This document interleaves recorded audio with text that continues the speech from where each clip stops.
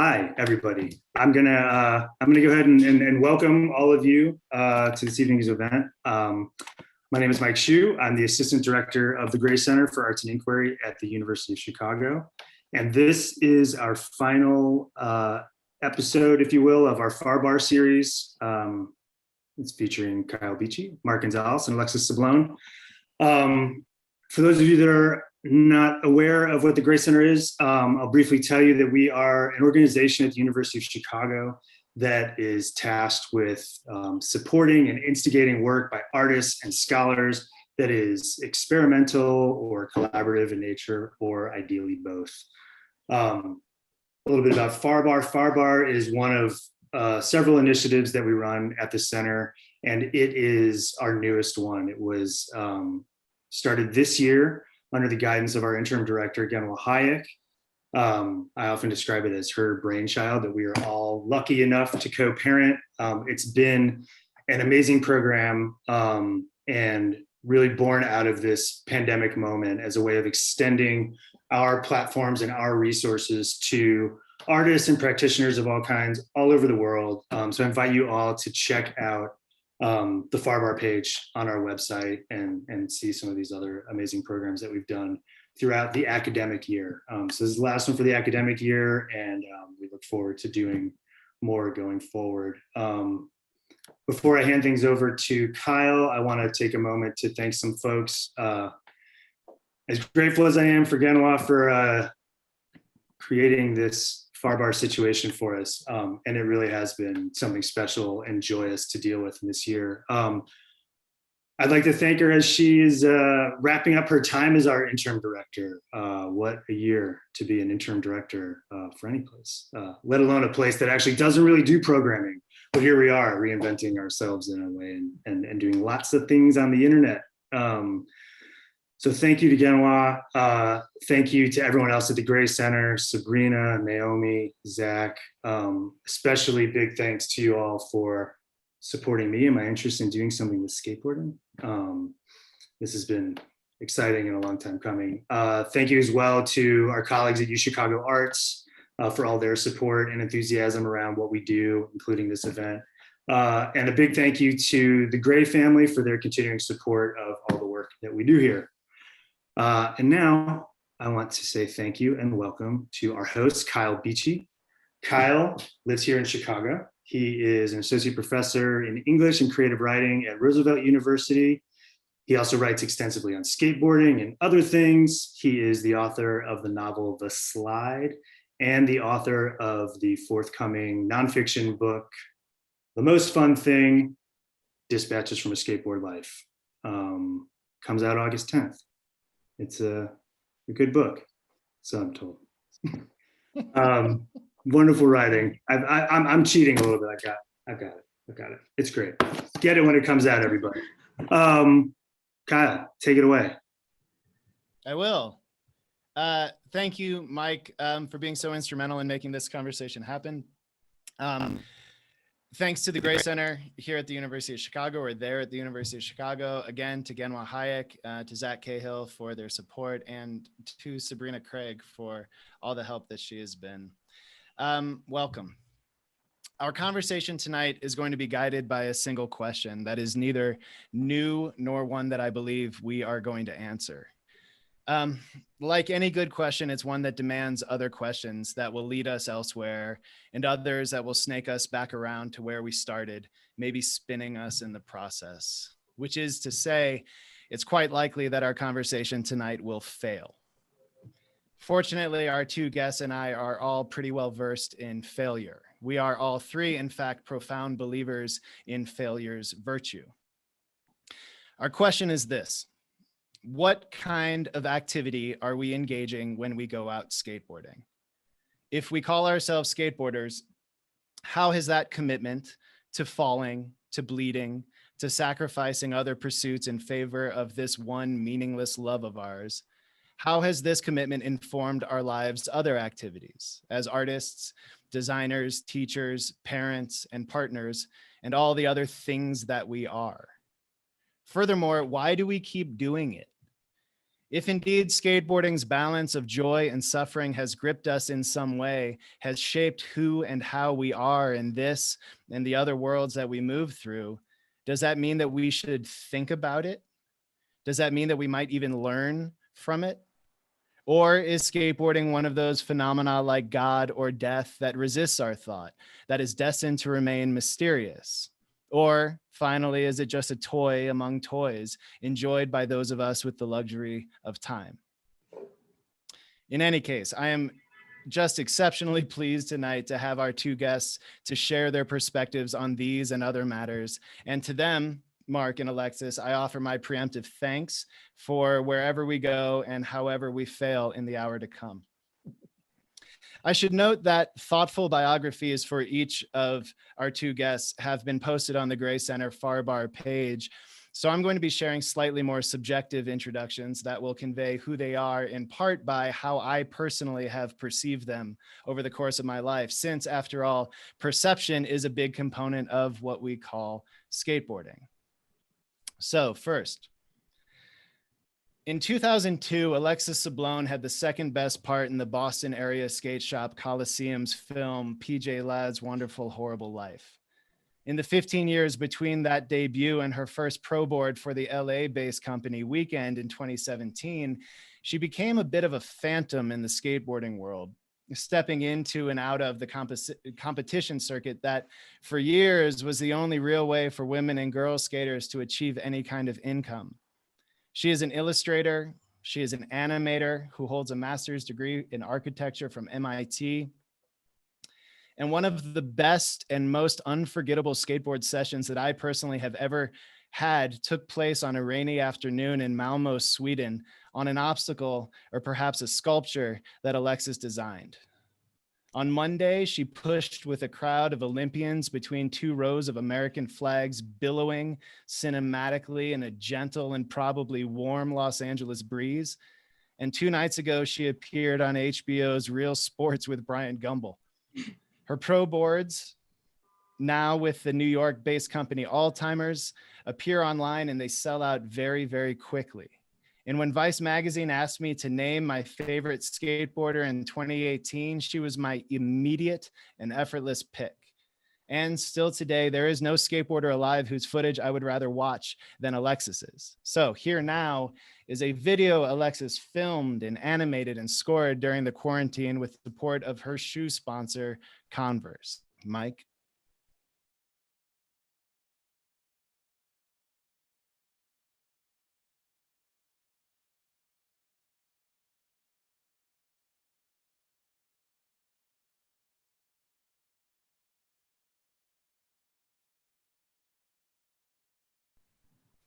On we go.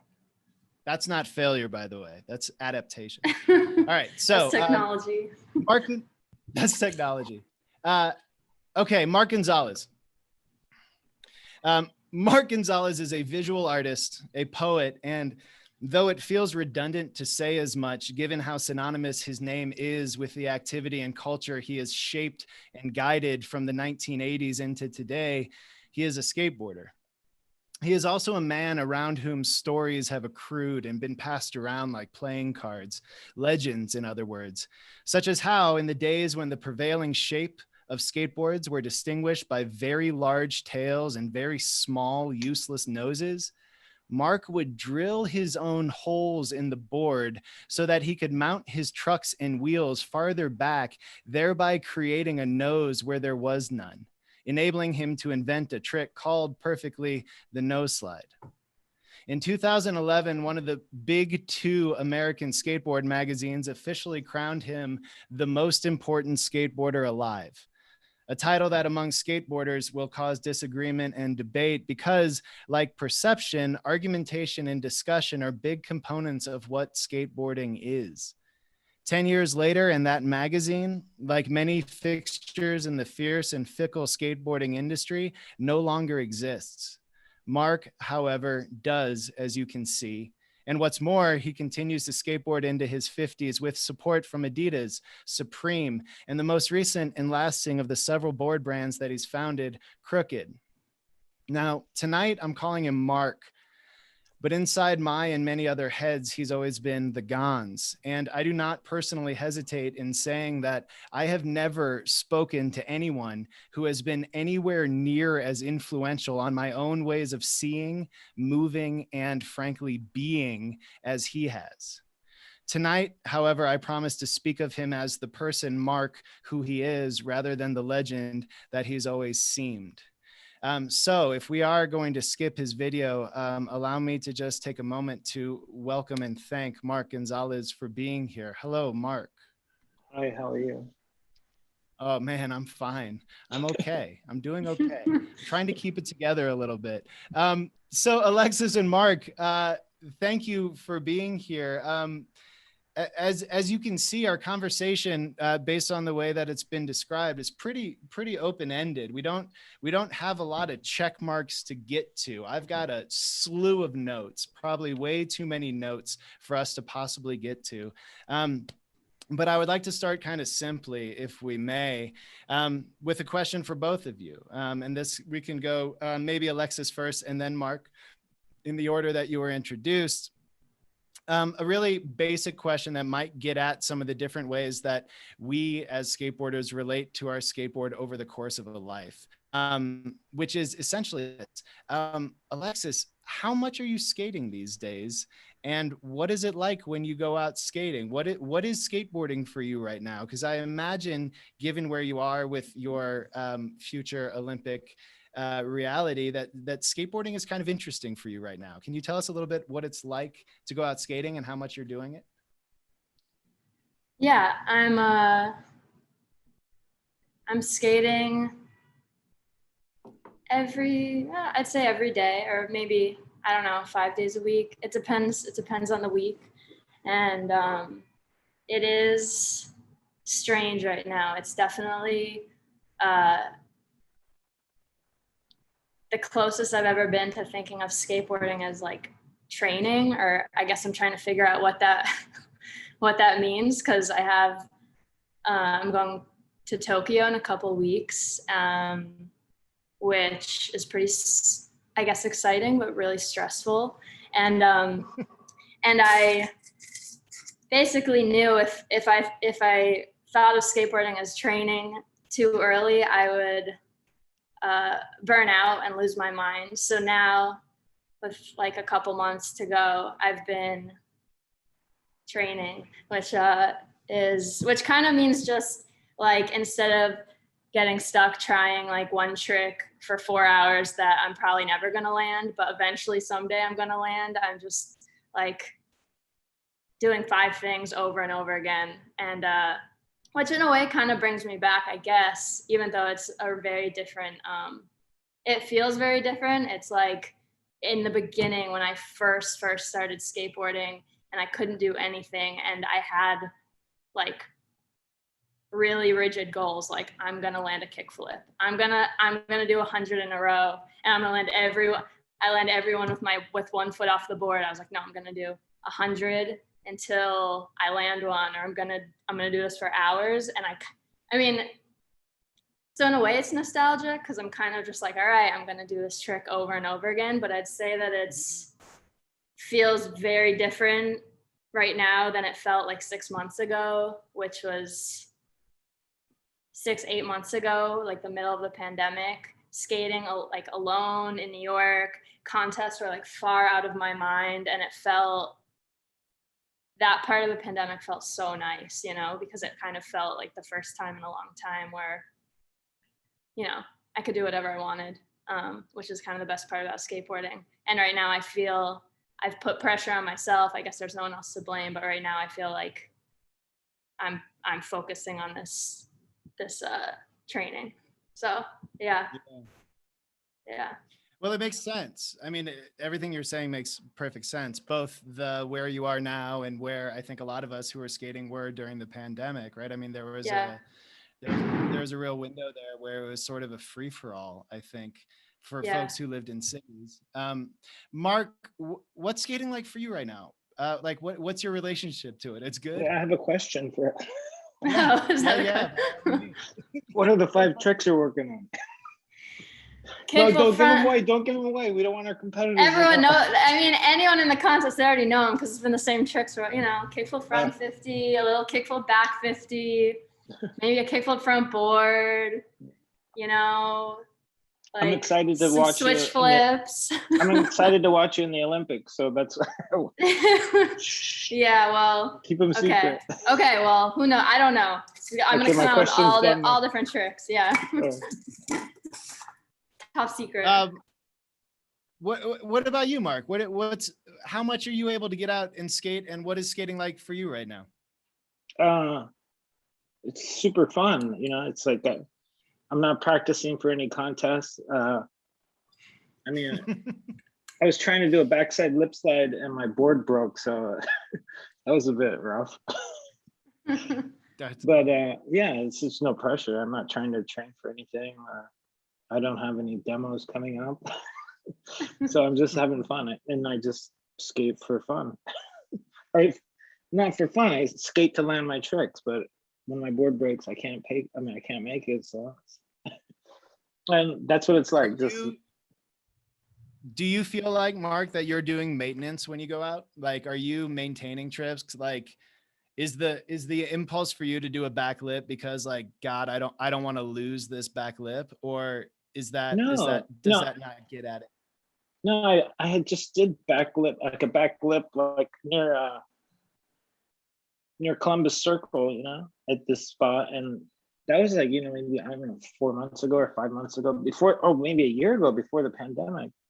So I did one on a parking block front side, and I thought, oh, that felt really good, coming off before the end, lip slide, you go, so coming off before the end. And I said, oh, I'm going to do a backside. That's going to be great. I have to do this backside. So I started doing a backside, and my board was broken, and it just kept getting worse and worse and worse. And the day was, the 30 minutes was almost over.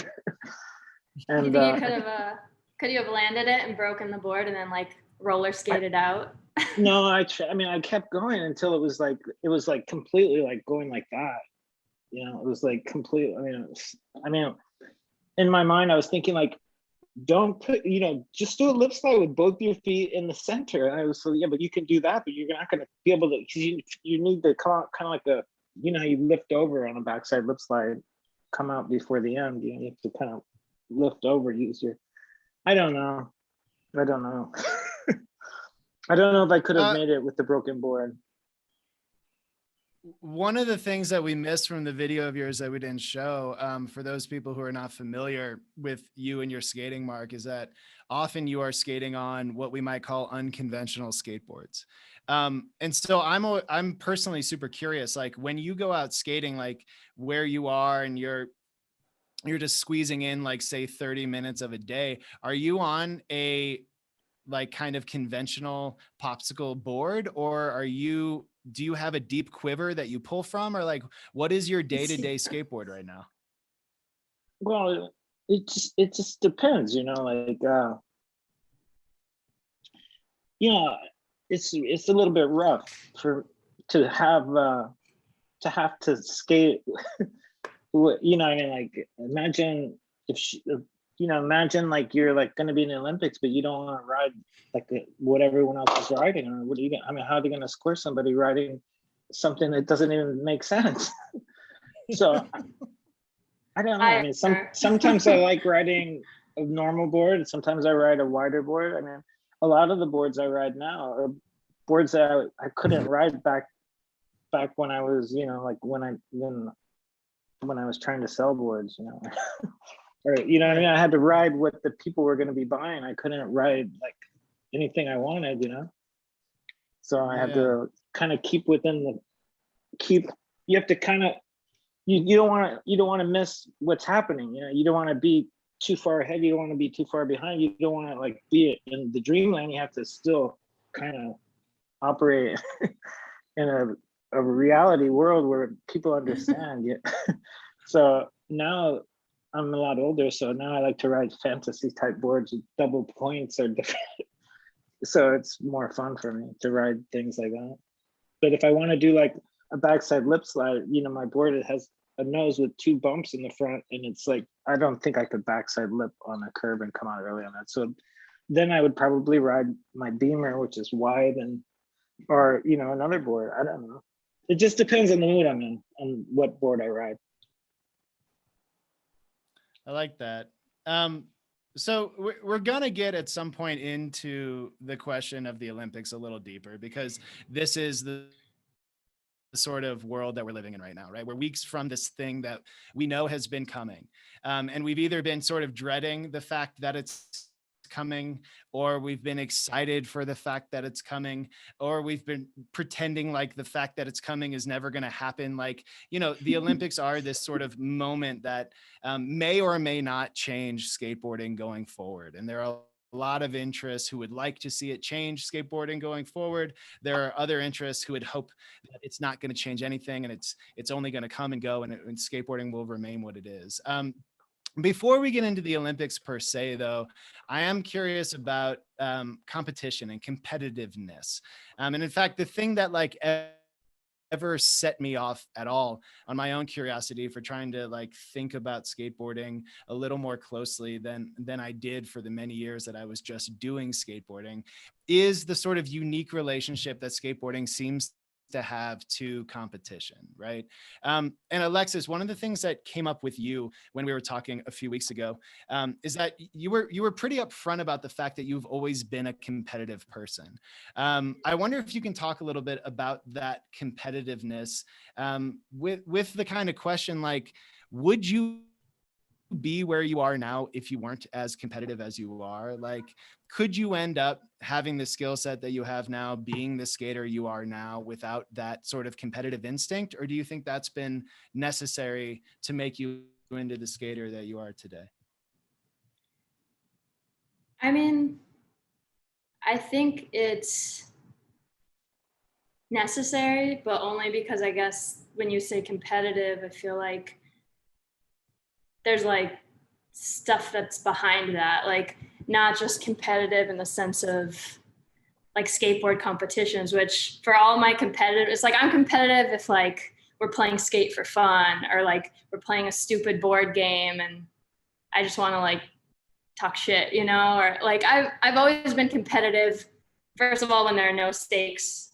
And so then skateboard and competition is in the conventional sense is I'd say I feel scared and completely different when I'm doing that kind of competition. But I think that there's a sense of there's always an underlying competing. I guess part of what makes me scared of competition, actual skateboard competitions, is that I'm hard on myself, and the idea of only getting one try to do something you can do, and then it doesn't work out. And the stubborn, obsessive part of me is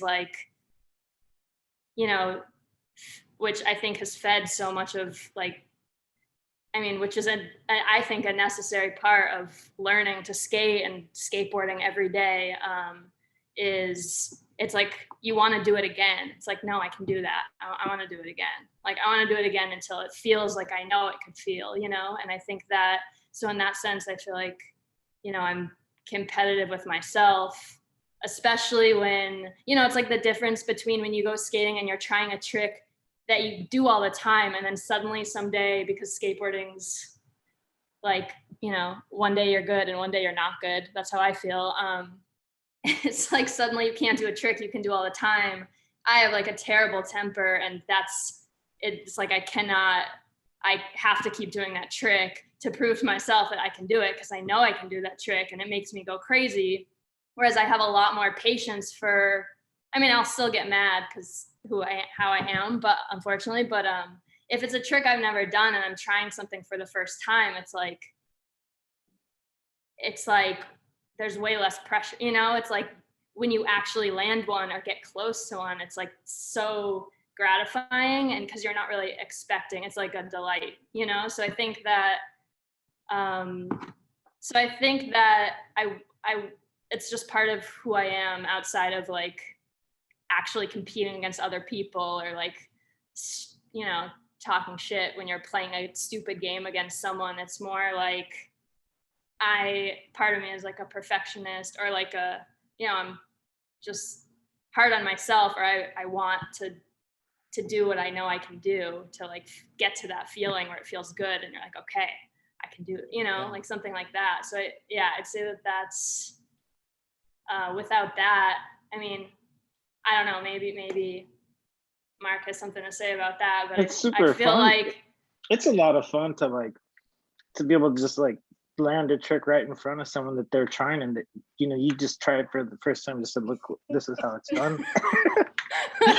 Like, are you playing skate with somebody, like landing the trick before them is super fun. Like, it's super fun when you're competitive, but it can be like, then you feel bad, like you're like, oh geez, I don't know, then you feel bad afterwards if you're like, you beat them at skate so quick, I don't know. So sometimes of course it's fun to be competitive and be able to land the trick before anybody else, but then it's like, I don't know, and then someone else can do a trick that maybe you can't do. Like, it could be something that may not seem difficult, but you might just have a hard time doing it, and they do that one, you can't do it. Oh, darn it. But I guess that's part of it, being competitive, is the other side is, if you don't win, how upset are you going to get of losing? So, but like I don't know, for me, like, Mark, I've watched all your skating. I'm obviously a huge fan, like everyone else.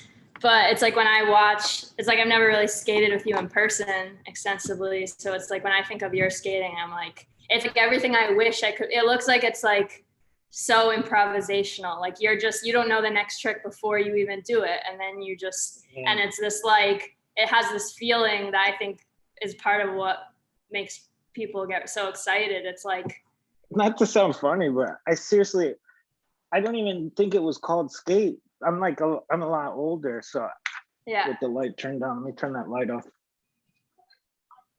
Let's get another headphone. So I think before there was even like, it wasn't even called skate before.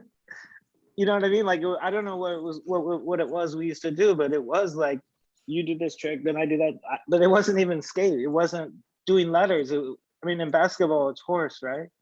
You make the shot, you get an HORSE. So, but like, no, okay, I'm saying sorry. I'm so Sorry, much older. I mean, like, I'm like from such a different time. I didn't ever play skate. I don't know what it was called.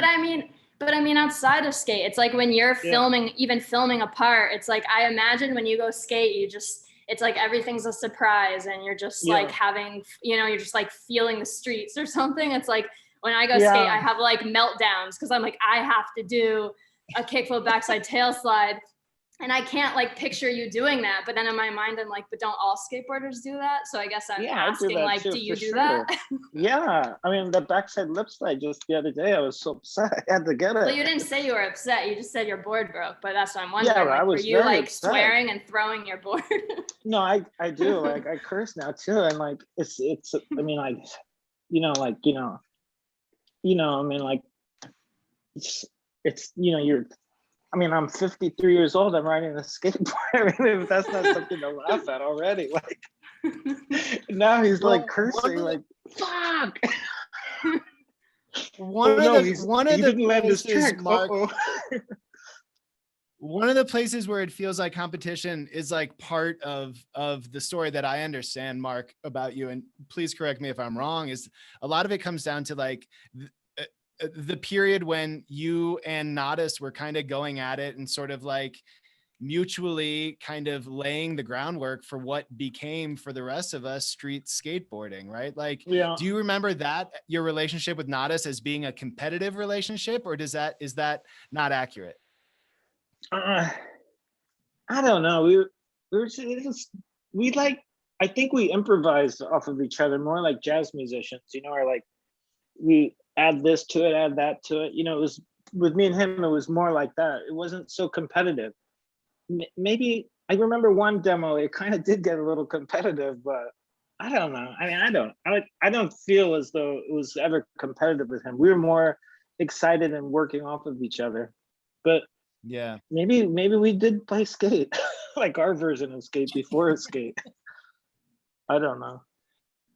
I mean, I guess for me, I'm speaking of a place, and this maybe will open up the door a little broader to the other parts of our lives that we have. Mark, you in the visual arts, and Alexis, you with design. Like, I know that for me, one of the least healthy relationships that I've had in my life has been with writing, with the work, making the art, making writing.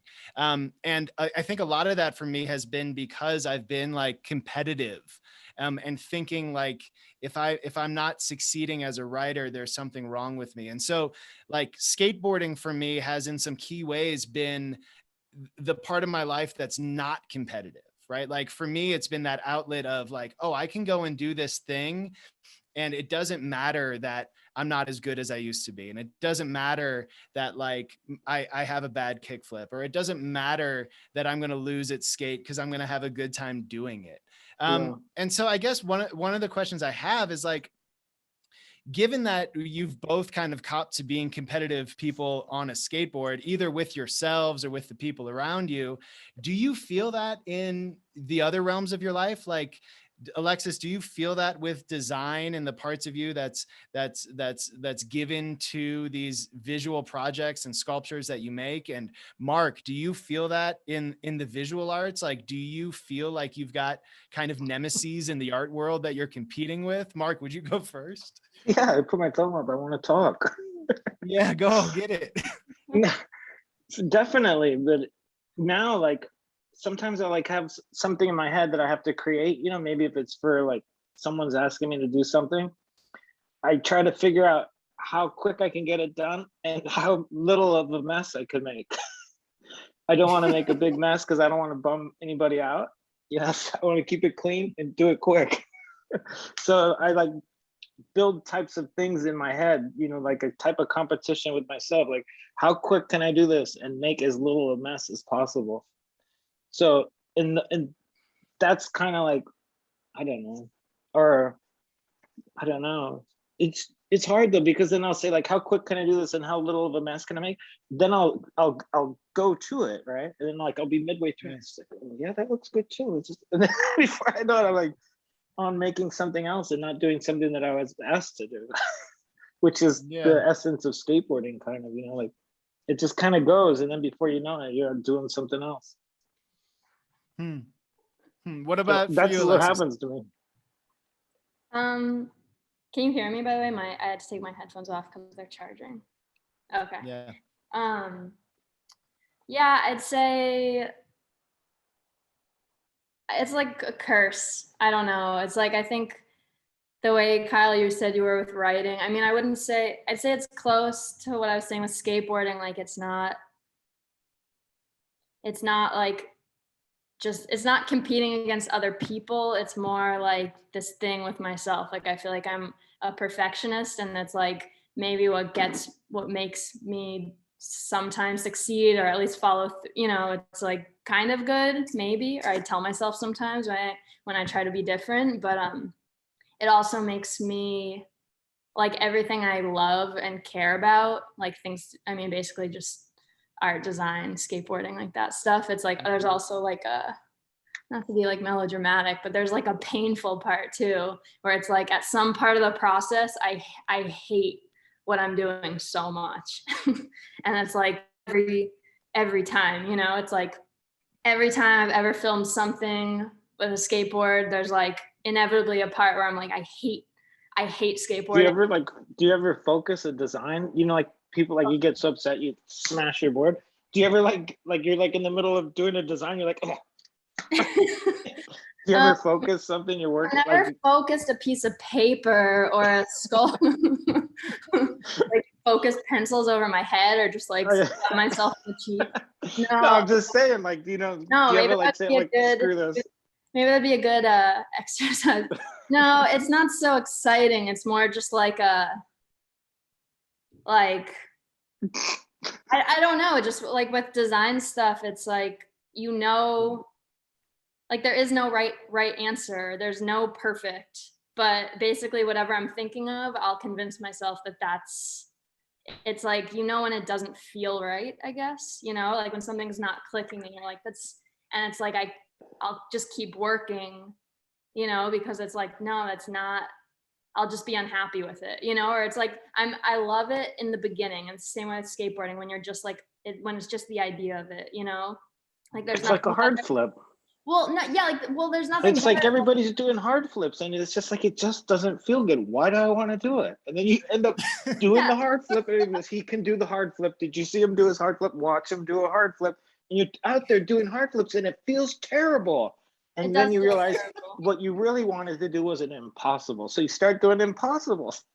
I'm kidding. I'm being silly. Well, No, I think you got it. I suck at hard flips and I can't do impossibles except the fake like little you shove it kind. So I don't even. I'm sure you could learn it quick. Maybe, but see, so that's the best part is when you're going to sleep at night and what's, you know, when the project is skating, like when I'm like, okay, I'm thinking about that, it's like when you're just thinking about what trick is possible you're going to do the next day and you're like, you've got it. You know what it feels like. You're like, this is like, that part is so exciting because you can picture it. It's like, and then the reality is it's way harder. It doesn't work. You start punching yourself in the face. Like you're like, why am I doing this? Like I'm an adult and like, why did I get myself into this mess? And now I'm stuck doing this, you know? And with design stuff and art stuff, it's the same thing. It's like the beginning phase when a project could be anything. It's like, that's the best part. You go to sleep and just like come up with, like, you think you have all these good ideas and you have an idea and you think it's clicking. And then as soon as you start to like make it tangible, you're like, I hate this. Like, this is the stupidest idea ever. I hate this. It's And- exactly like the hard flip. Exactly. It's the hard flip. So yeah, I so hate those. Mark After you learn just it, summed it up in one sentence. But yeah, it's like the hard flip. It's like there's just a painful part of the process, and then it's like, you know, the only way you just have to kind of get over it and decide you're done with it, and then maybe like a year from then you look back and you're like, oh, actually, I don't know what I was tripping about. Like, it was actually kind of good. Like maybe you think it was good then, but in the moment you hate it, you know. So I feel Well, like after you, well, sometimes you like take like a long time. Like some tricks come quick and you can learn them right away. And you got them wired. You can do it anytime.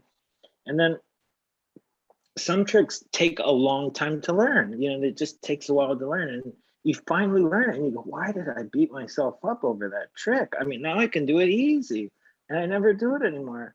But it took so long to learn it." like a I don't backside know. 360. It's been taking me 34 years and they still suck. So 360 ollie. yeah, Wow, you can Yeah. do it.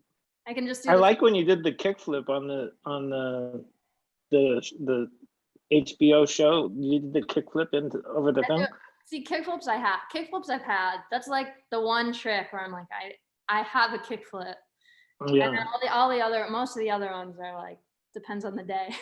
that was cool because I thought you were gonna say go straight into the street from over the thing, and then you go to the sidewalk.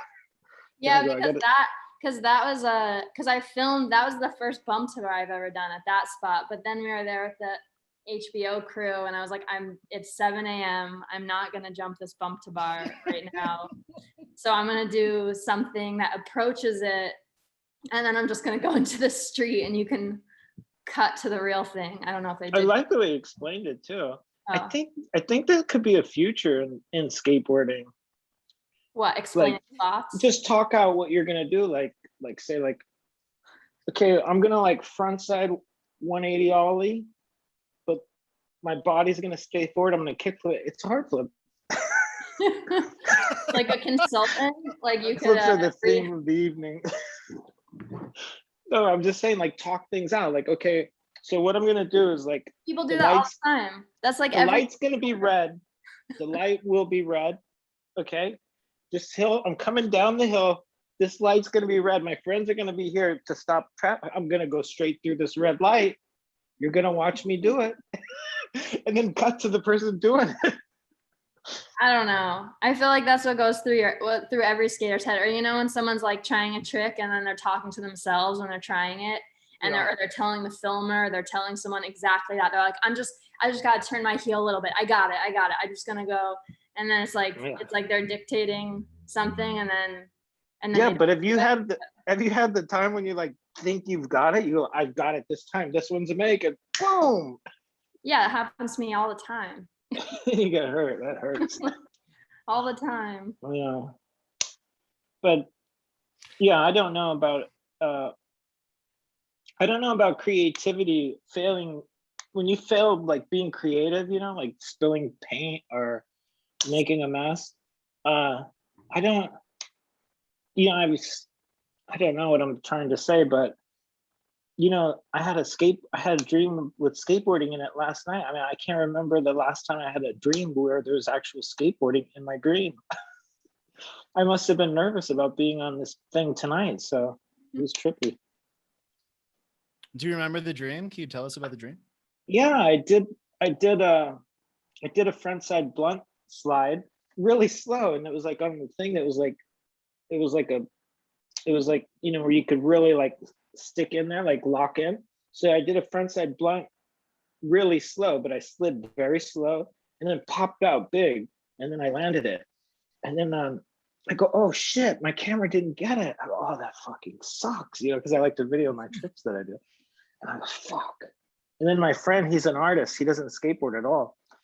He goes, I think I got it. He goes, I was videoing something off in the distance and I think I got your skateboard trick. I got it. And I go, let me see the footage. I go, you just got the bottom part. He goes, hey, I told you I got it. I wasn't filming you. I was filming and your trick was it. He goes, why are you being a dick? And I said, I go, whoa, okay, yeah, right. I go, let me try it again. I think I can do it. So I go for the trick again and I do it really fast. And it's too fast. I go, that was too fast. The first one was original, or the first one was good because it was slow and I popped out extra pop. So I go, we got to do it again. We got to do it again. So then I was trying it again, and then I don't know what happened.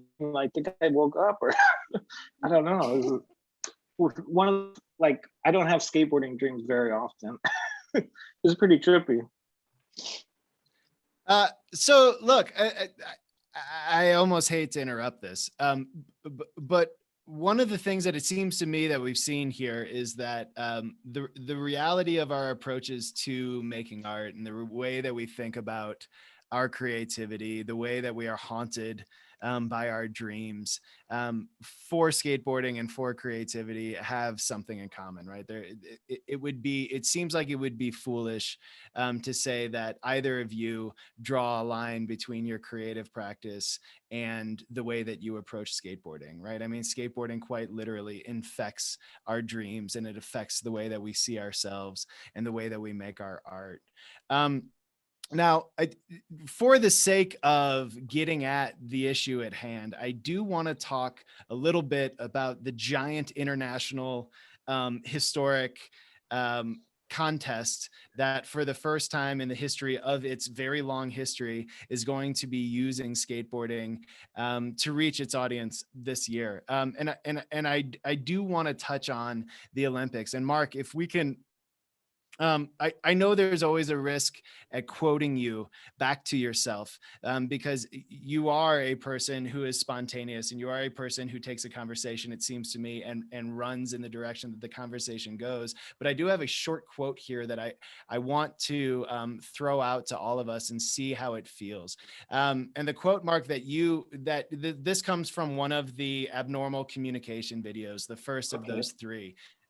Where you said, like, look, the way I see it happening is that the Olympic people who do skateboarding are going to say skateboarding is theirs. It belongs to them. It's an Olympic sport now. We are skateboarding now. And this is what skateboarding is now. And it sounds to me like the sort of fear there is that skateboarding, when it becomes an Olympic sport, is now going to be just that.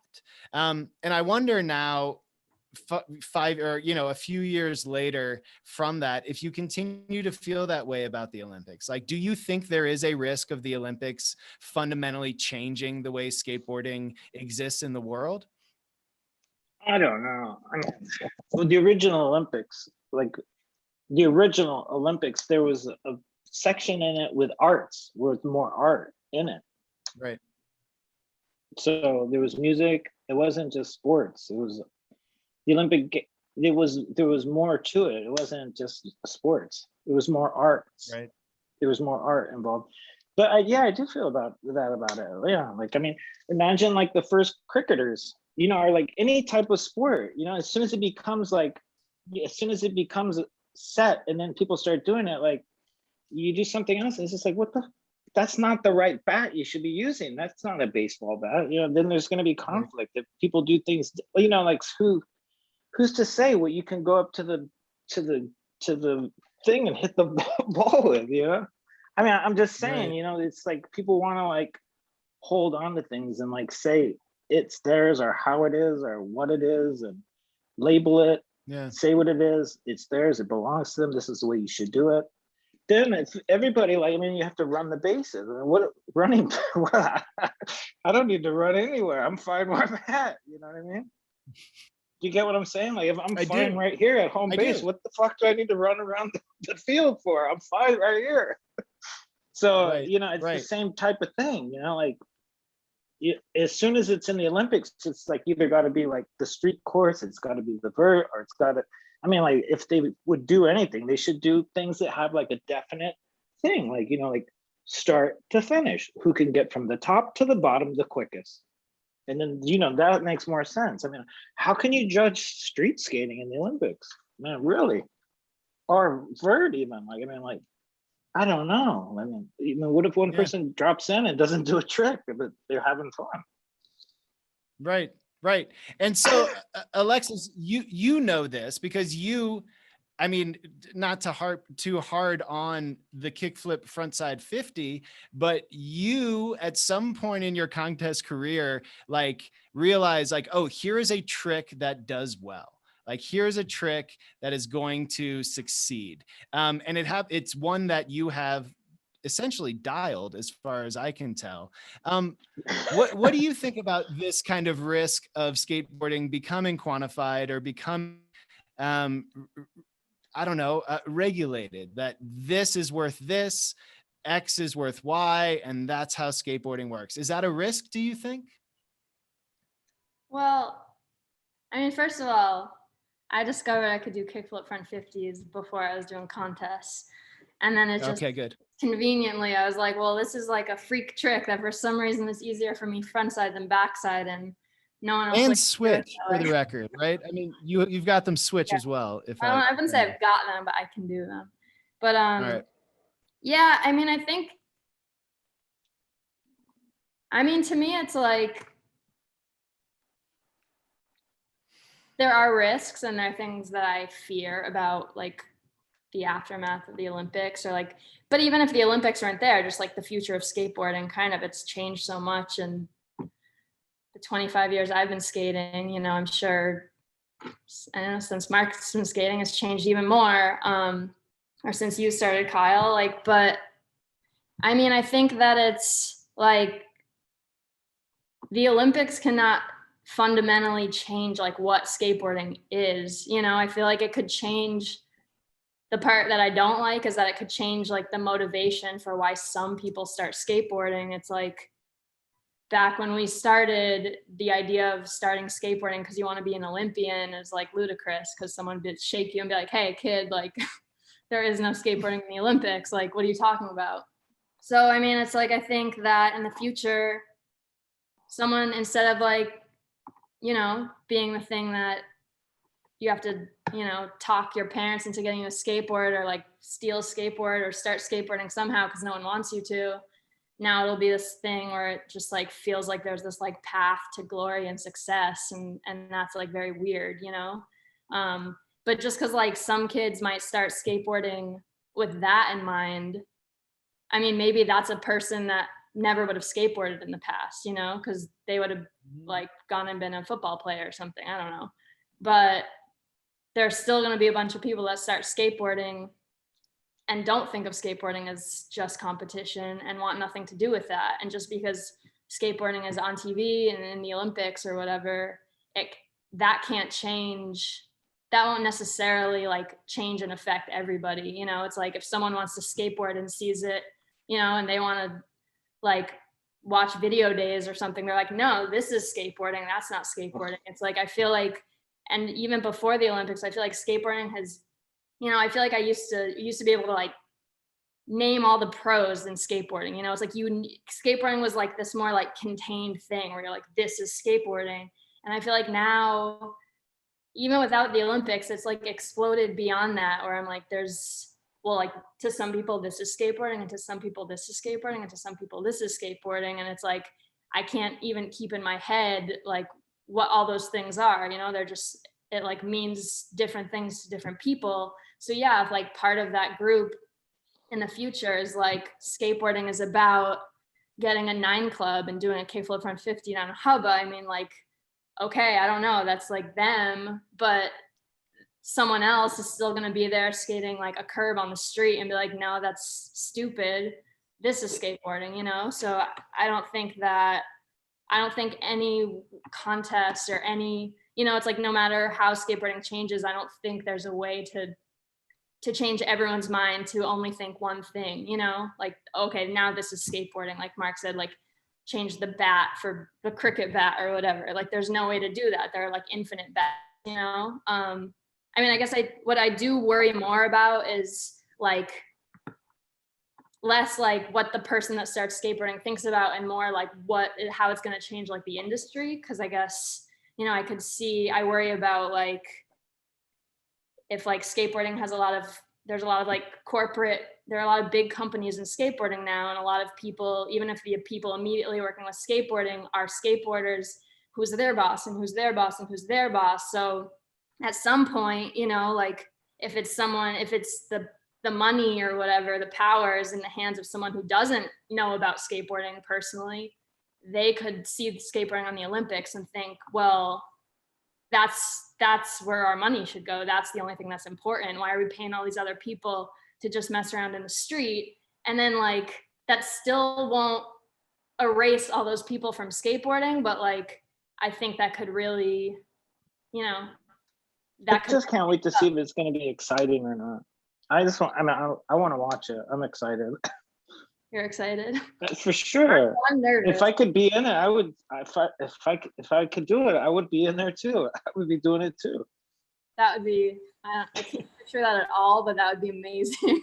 I would definitely be. That would be amazing. I mean, but it would probably be like I would probably have one really good run and it'd be my final run, and they'd probably like take me out, say, okay, you've been having too much fun, buddy. That's it for you. Get down, get him out of there. What's he doing?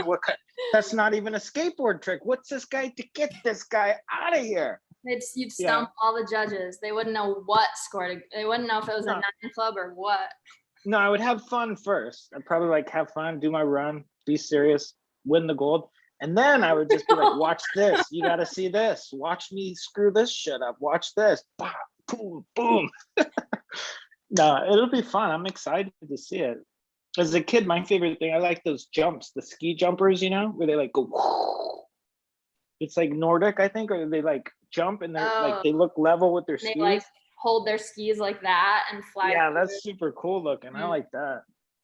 All right, so oh yeah, sorry. Before we get to some of the Q&A that we have going here, I wonder if we could each say, Mark, if I could add one skateboarding event, it would be a puzzled board ollie. It would just be a straight up like puzzle boards, who can ollie the most boards.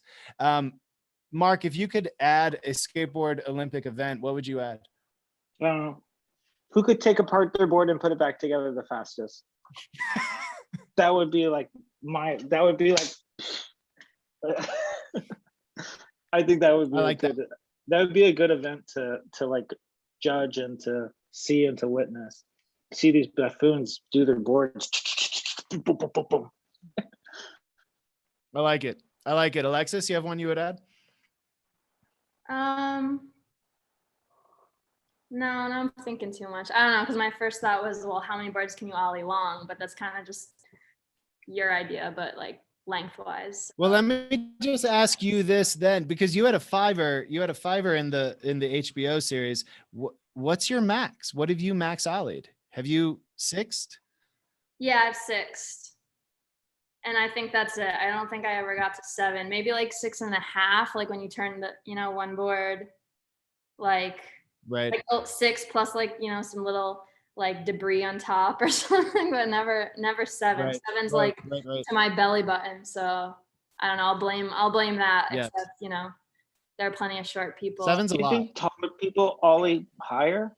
Well, I don't know, because that was always my excuse. And then I remember watching like Donger, the Westgate's part. skater, I remember Donger always the skater Donger. he really short. he's- He and Donger Lu. I remember that. Just always. I don't know. This guy always really high. How short is he? Because I don't know how short he is. He always really high though. I know that. I remember watching the Z York video at the premiere, not mixtape, whatever the one that Westgate had a part in the first, and being like, wow, and just picturing Westgate as someone that was 6 foot, like without even thinking about it. I was like, yeah, that's like a 6 foot guy. Because you see, like he's skating, skating in New York, skating a barrier. You think like, well, someone's It's fun jumping to, like it's that. fun to like. I think it's fun to like watch people skate and like look at them. Look at them as a person, and then look at their skate like secondary, like Ben Schroeder is super tall. This skater, Ben Schroeder, and like sometimes I'm watching him skate. I'm like, this guy is a monster. He's like super like, and it's fun to like if you could kind of like take a second and just look at the person, and then think about the skating after, and then just focus on the person doing the skating rather than the tricks that they're doing. It's kind of interesting to do that. I like Mark, to do that. do you remember your most boards puzzled? Are you a sixer? Are you a sevener? It's just like the game skate. I mean, I was way after me. Like I don't, unless I'm doing like a trick, like alling up to 50-50 on something, I'm not trying to do a high ollie. Like Right. I don't do, I mean, I don't, it's just like, it's not my, I mean, it was like, I don't do that. Right. I was like different time period or different era. Right. Puzzled? Kyle, is that what you called it? When you puzzle boards, that's how you call stack Yeah. You boards? lock them in, right? Is that what it is? Yeah, But they're is that? locked in. I've never heard that before. Just the term. Maybe that's I some mean, I Midwest- know maybe about that's a what it is. Midwestern- That's the first time I've heard of it tonight. Yeah. And I automatically knew what you were saying. I mean, it's a Chicago. It's to see thing. how high you can ollie, right? Yeah, to see how many boards you can ollie. And it doesn't even Yeah. matter how wide they are. It's just the number. It's like 1, Yeah. 2, 3. Yeah. All other variables are out the door. Well, Yeah, I got competitive with Nodis at this demo once, and they were stacking the boards up to see how high we could ollie. you did do it. I did it. Yeah, I mean, I'm not that. I don't stack boards to see how high I could ollie. I mean, it's just if I'm gonna do an ollie up to something or over something, or to board slide. I like ollieing the board slide. That's pretty fun. You don't have to ollie too high because you could just make yourself get onto it. You just Well, You go out. you see, it's super crazy because some people, the thing they're gonna board slide is here, right? So they ollie and they're like way above it. They drop down to it. You know what I mean? So they're, and then versus like just ollieing just enough to get on. So I mean, there's so much in skateboarding. There's so many different elements to it. Like I don't do ollies to see how high I could ollie. It just depends on what it is I'm gonna ollie onto. I mean, I don't need to You ollie. respond. But I mean, it's fun too. I mean, you can do an ollie to board slide where you get on like that, or you can do an ollie to board slide where you get way over it and then land down on it. So, Right. Well, Mark, I mean, I think one of the things, well, we should probably get to our Q&A because we can just keep talking shop about board slides and handrails for the next 4 hours. But the fact that Mike has shown back up here makes me think we should probably take some questions. Mike, would you like to help us usher in some other voices to the conversation? I would love to if you guys are okay with that. Yeah, for sure. This has been amazing. Thank you so much. I'm just going to say that and move on to some of these questions that have been sitting around for a little while. And there's some really nice ones that have to do with just thinking about these relationships between skateboarding and other creative practices. So thank you to everyone who's been throwing these questions in. I'm going to probably combine a few of them in hopes that we can, make sense in combination there. There's one, Alexis, that asks about architecture and your relationship to architecture in terms of, whether it's something you still practice, but also I think for me, kind of more interesting to think about maybe is a relationship between architecture or other creative practices and skateboarding or skate culture in general for you. And I think, this certainly extends to Mark as well. Someone else threw a question in about your relationship to music, whether that's something that might influence you in your skating. So maybe that kind of sort of broader thinking about how other creative practices that you're either involved with directly or consume might influence your skateboarding. Well, I do practice architecture in some kind of way, in my own way, from project to project when I get to do projects. And I'd say, I mean, I feel like I've, you know, been asked at this point like a bunch kind of how if skateboarding has informed my architecture or vice versa. And I feel like at first when I was asked that question, I really resisted. I was like, no, I don't know, like hadn't thought about it. And at this point, I guess I've thought a lot more about it, and just that maybe not that skateboarding directly influences architecture, or unless at this point now I've been to like designing some skatable sculptures, and that's where it really comes together, because it's like designing something with the idea of skateboarding, like, literally measuring out, like I have my like a piece of my vacuum cleaner like duct tape to a thing on like some foam, and I'm like standing on a chair looking at it, like measuring it with a measuring stick, and just getting really like specifically like, is this design skatable, or like what does that mean? But I think there's kind of just a broader overlap in terms of like the way as a architect or designer you see space and think about certain details, and think about like are really kind of like tuned in to focus, like seeing things, not just taking them for granted or using them how they're meant to be used, but you're kind of trying to imagine something new or think of a new way of, it's like if you're designing a bench, you don't want it to be every other bench. It's like how do you strip down like the ideas you have about an object or a thing? And it's like, okay, well, how can it still function but look totally different? Or like, what are the necessary elements to like design a thing? It's like, what's the basic foundation and like use of this object, and how can I like think about it in a different way, or come up with a new thing that doesn't look like that thing but can still be used as that thing? And I think that, I mean, maybe that's a convoluted way of saying it, but skateboarding to me is a lot about that, the way skateboarders see space. And it's kind of like seeing the city and the things around them in a way that's not just accepting these ideas about the functions that we're all like fed, like, okay, this is how you walk on stairs, this is how you sit on a bench, this is the path that you have to walk on to get to the door, you can't cut through the grass, like stuff like that. And skateboarders are looking at like, is that wall like a little sloped, or like is that crack like really bad? Like, I think that if we just, actually like if we go around just stuff like that, kind of, it's like the difference between a spot and a non-spot is so small, but it's like skateboarders are paying attention to all of that all of the time. And it's just these like those kinds of details, because they're looking at space with a whole different like mission in mind, or I don't know if mission's the right word, but with like a totally different agenda. So I think that there's an overlap there in the way like a designer sees space and thinks about functionality and stuff, in the way that skateboarders kind of like scan environments constantly for spots and for ideas of stuff they could do.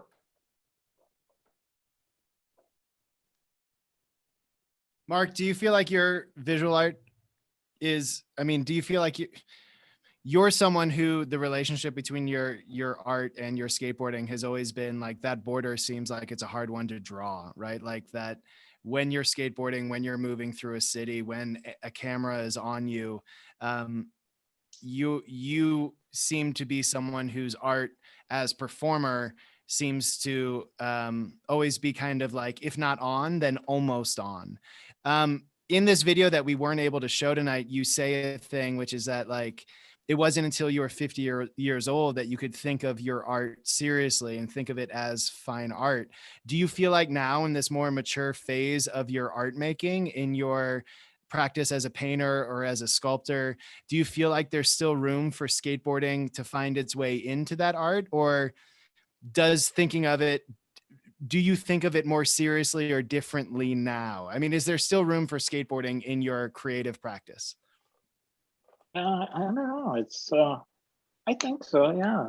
I mean, if I had to think about it, which I just did, yeah, I mean, for sure. I mean, it's never too late to, I mean, I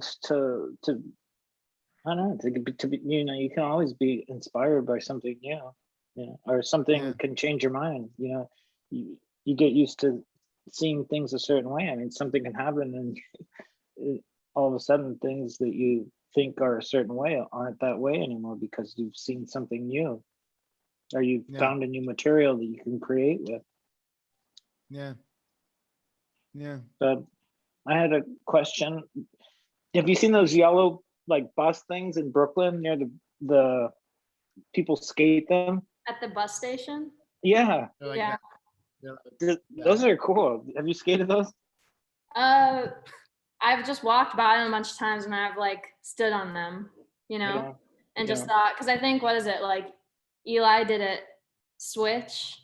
I remember seeing that. I mean, a bunch of stuff has been done, but just thinking like, wow, these things are like, they're pretty tall, Yeah.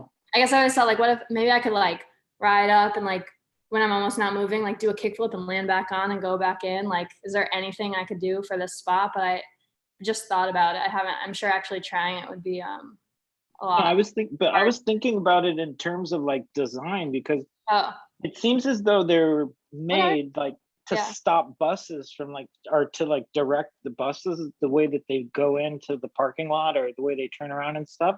They're like, it's like a big So- curve.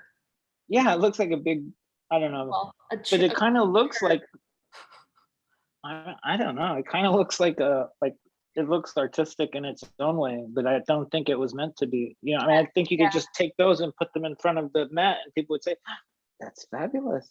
I mean, they would. They Yeah. would. Kyle, you know the spot he's talking about? Yeah, my buddy Randy, I think Wally 5-0'd it, right? Like Wally the vertical side and then 5-0 down the sort of like, because there's a pinch on the front of them, right? Yeah, Like you can grind the front of them also. there's like three different types there. They look like artworks. They really do look like someone designed them. But No, I They think look like kind of like a quarter of a sphere, right? That's what I'm picturing. But maybe yeah, but then there's Actually, also no, one that comes down like this. It kind of looks like a papaya or something, like the shape of just like the top half of a papaya. Yeah. Mike, Don't what laugh, you're I'm not witnessing trying to here be is what funny. happens when skaters start talking. should I've- we try to get to another conversation, another question? Yeah, I'm kind of forcing myself to resist like just getting out of the way because I'm enjoying this. There's something in the mix too that I think builds off of what you're like talking about now, and something that Alexis touched on too, which is thinking about cities, thinking about architecture, and thinking about travel. Are there particular places or even like spots within cities, or just like kind of some of the things that you were saying, Alexis, too, about the way you start to think about navigating towards something skatable, but maybe a bit more specific, like certain places in the world, in certain cities, certain spots that that come to mind as maybe being like particularly meaningful or memorable or influential, and a bit more broadly travel, of just going to different places and kind of coming to an understanding of what it's like to make these choices and decisions in these different environments. Do you have a favorite city, Alexis, for that, or something, a city that surprised you? That's what I was thinking of. I mean, there are like some, there's like my first time out of the country was when I was 16. I went to Barcelona to see MACBA, and that was like Barcelona, like that was when, I mean, you knew Barcelona existed before that, but as I think a lot of skateboarders were like, whoa, what's Barcelona? Like suddenly that was like the place, where there's, but I've traveled to a bunch of places. I guess it's just, but the first big one was probably like, it's not as exotic as Barcelona, but when we all piled in a car and went to Philly to skate Love Park. I mean, I'm not from Philly, so that was like, but I think it's maybe what's like more funny about that conversation is not just like, I mean, it's less specific, but just in general, like the way skaters think about other cities and like have kind of like a Rolodex, like kind of like know these spots that they've never been to and they can like list off. I'm not like skate encyclopedia like some of my friends are, but it's like, someone could say like, oh yeah, that ledge in China, and someone would be like, name like 5 people and the tricks that have been done there, which is just like crazy when you think about it, because nobody else knows what no non-skater would have any idea what you're talking about. Like, what do you mean? Like it's just like a ledge in a park. Like, it's not a thing, I need to be brought up to speed on this. Well, on spots? No, because it's like, for me, it's like, so in that HBO thing, that bump to bar, that was my first bump to bar. And it's like, I've been on a hunt for a bump to bar that I could talk myself into doing for like, I don't know, 10 years or something, because it's terrifying. It's like, go full speed. Who knows what the bump feels like? Hope I make it over the bar. That's really scary to me. But for some reason, I know that there's like one in Greece that's like freakishly small. And I'm like, well, maybe I could like switch flip that. Or I mean, it's been done. Everything's been done. But the fact that I'm like itching to go to this place because some like building code or some like construction guy like kind of messed up somewhere in another part of the world and made like a weirdly low bar, and that there's like a skateboarder in New York that's like, ooh, I can't wait till I go there. Like, maybe I could do, maybe then that's short enough for me. Like, I feel like that's funny. I don't know, like, what is that? But yeah, but Mark, you've been around the world. What stands out to you as a city that maybe surprised you with its skateability? I don't know. I like well, I was just gonna like go from where she was talking about the bricks in Paris. There's this a housing place, like I don't know, like a housing track or a building or whatever you want to call it. I don't know. So out in front of the housing, there's all types of banks and stuff out of bricks. And I go, oh man, I gotta go there. I seen a picture, I really gotta get there. So I got there, but it wasn't as good as it looked in the pictures. Because the bricks were rough. I don't know. I mean, it's just like, I think fantasy, like the way you see it in your head is better than, it's way better. Like you see a photograph and you're like everything in the photograph looks so beautiful. It's like, this photo is so awesome. You get there and it's just like, it could never, your reality could never like match up to like to what your head is thinking, Wait, Mark, isn't there a very famous clip of you showing up at that very mellow gold round handrail and being like, oh, I thought I was gonna yeah, that's exactly it too. That's exactly it. Yeah. That's exactly it. Like in your head, you think you're gonna do these tricks, and you get to the spot, and you're just like, okay, what was I thinking? Like, or what's going on here? Like, in your head, you just like, oh yeah, I'll just come over here, do a little of this, do a little of that. You get there, and you're just like, I'm not doing any of that after all. Okay, I was daydreaming. Yeah. So sometimes, Mark, have you ever been to Chicago? Have you ever come to Chicago? Yes, I've been to Chicago. You Chicago skated it? fucking rocks. I love Chicago, the Windy City. There we go. Okay. Well, you have an open invite. We'd like you to come back and skate more, Mark. Yeah, I next time. want to go there. I went there. It was super fun. It gets really cold there, right? That's where they filmed Laverne and Shirley. Didn't they have Laverne and Shirley? Milwaukee. They go on the train like near the river. Oh, Milwaukee. It looks the same to me. No, I'm kidding. You're not wrong. That's that New Yorker understanding. It's all the same. Mike, do we have any more?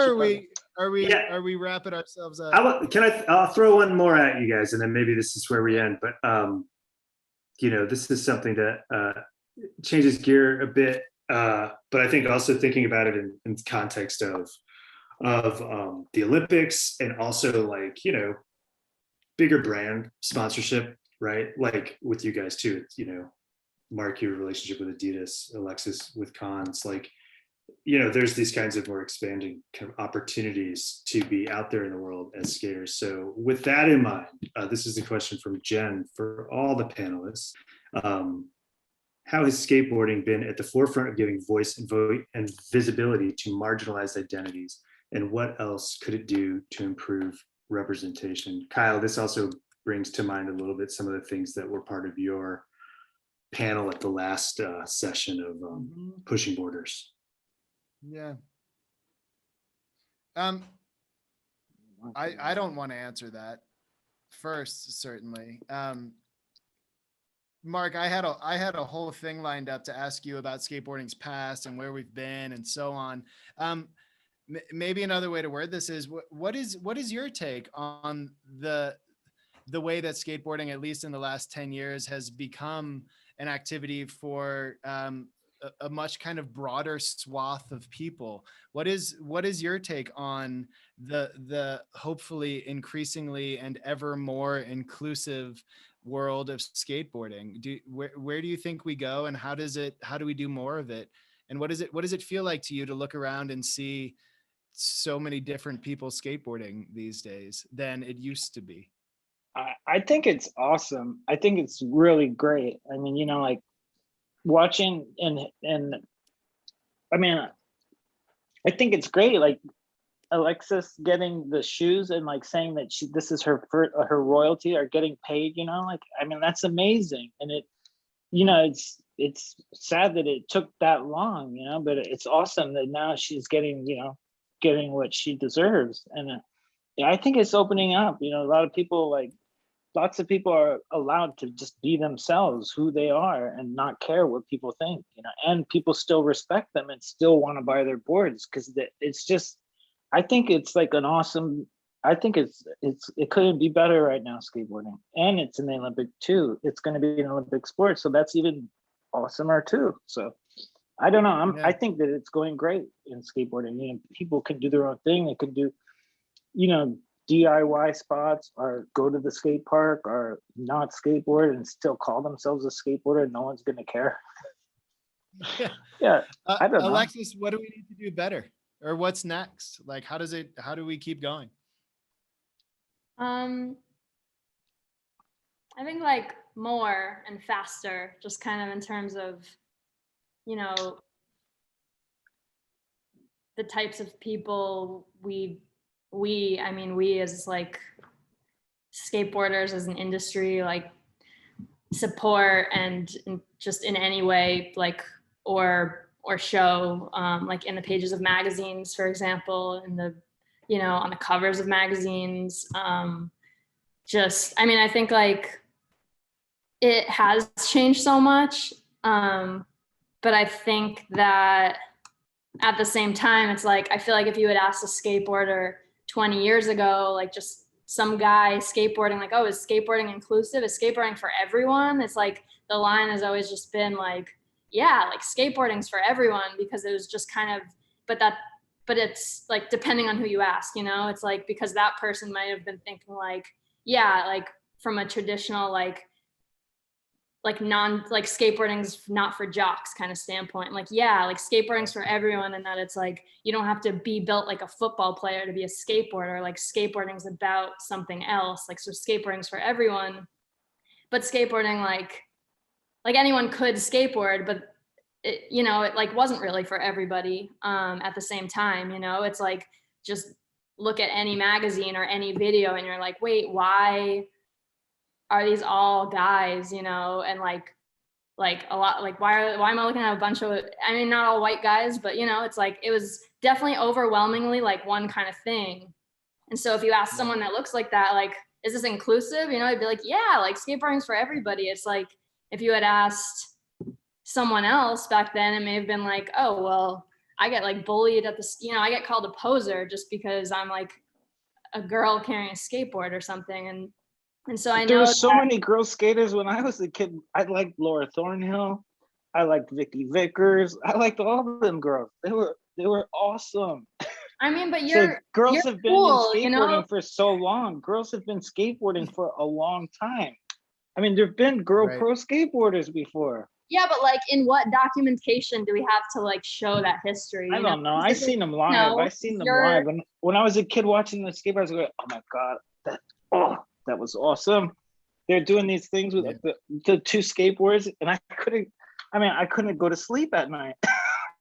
After watching them skate live, I was like, fuck, Well, I I gotta think that I gotta do skateboarding. This is where it's at. This So, is like, what's happening.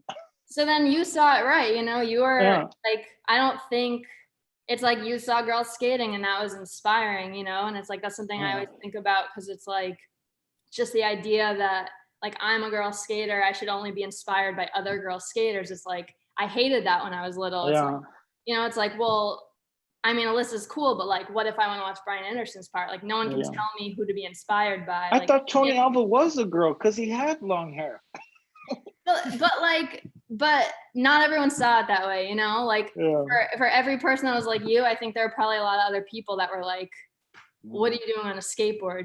I mean, I wasn't there for all of it, but it's like I know from the stories I've heard, from the experiences, like some of the experiences I've had, and like still even just look at like, I mean, you can't, like, social media comments are some of the worst, it's like the lowest of the low, but it's like, go like look when someone posts a girl, it's like look at the comments there. It's like, how is that still like supported in any way? It's like, and so I just think that it's like it's gotten so much better. It's like we're in a place where it's like you can be a gay skater and that's cool. It's like you can be a girl skater and that's cool, but still not everywhere, like it depends. It's like easy when you're surrounded by people who are really supportive and like-minded and open-minded in that way, but not everywhere, and when you look at I think the thing is people need to be happy with themselves. That's it, yeah, the but people- Well, I think people need to be I happy. think one thing.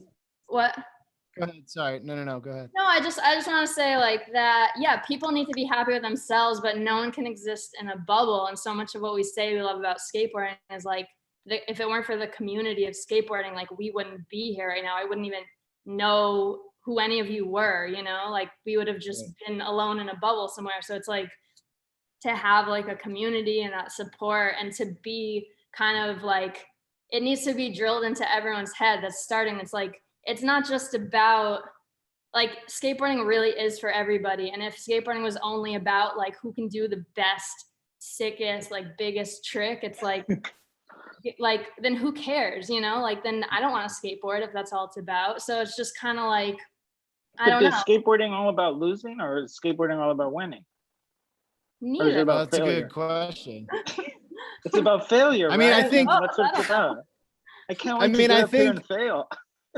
I think that's it. I mean, I think, and Alexis and Mark, both of you, and Mike as well, like at the risk of interrupting here, I think what we're seeing is the fact that we recognize that there is something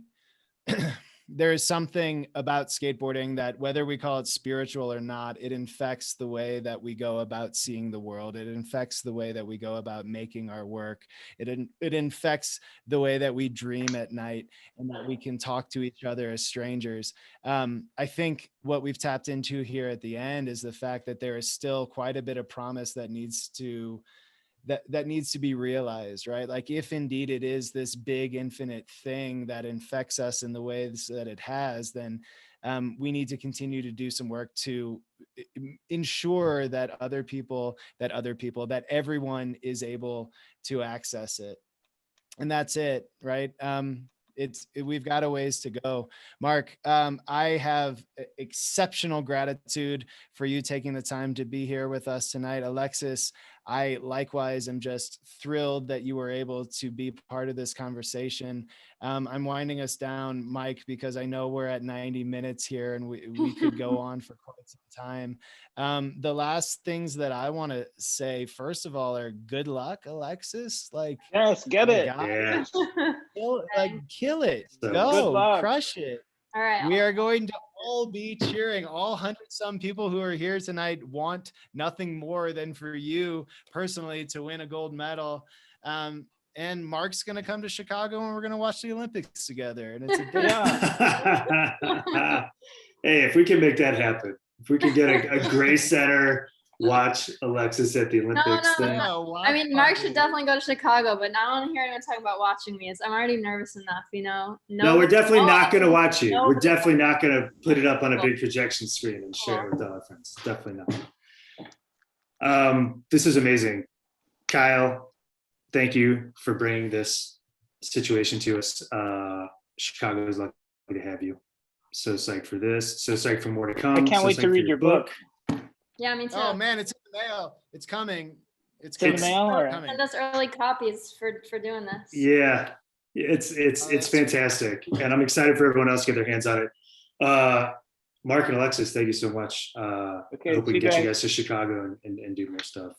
Good luck with everything. Thank you, everybody, for attending. Thank you for all the great questions. Bye. Good night, everybody. Good night. Ciao. Thank you. Bye.